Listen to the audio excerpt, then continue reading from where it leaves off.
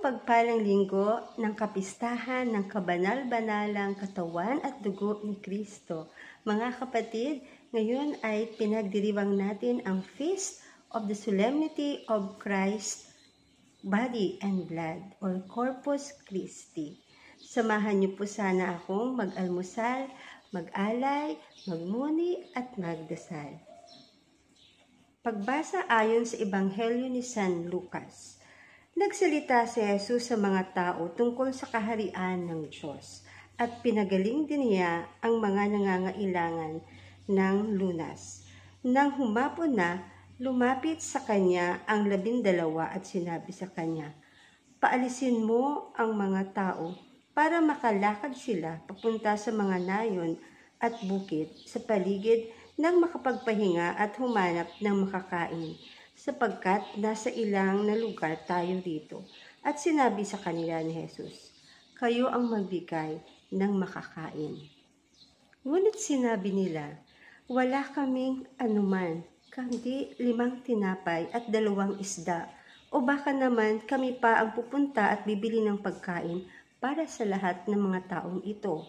May mga 5,000 kalalakihan doon. Kaya sinabi ni Jesus sa kanyang mga alagad, "Paupuin ninyo sila sa mga grupong tig-50. Ganito nga ang kanilang ginawa at pinaupo ang lahat.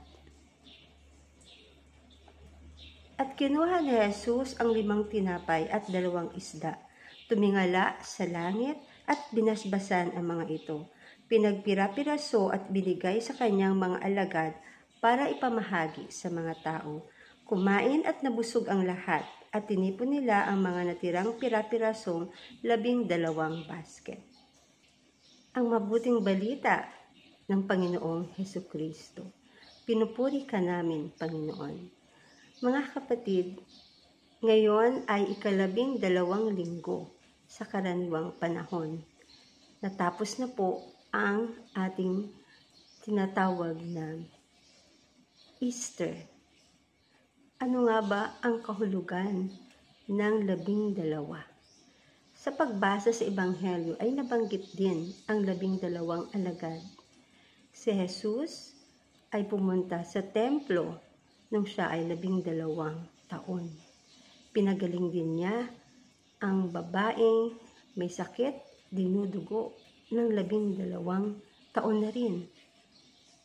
Ano nga ba ang kahulugan nito na nataon sa ating pagdiriwang sa kapistahan ng kabanal-banalang katawan at dugo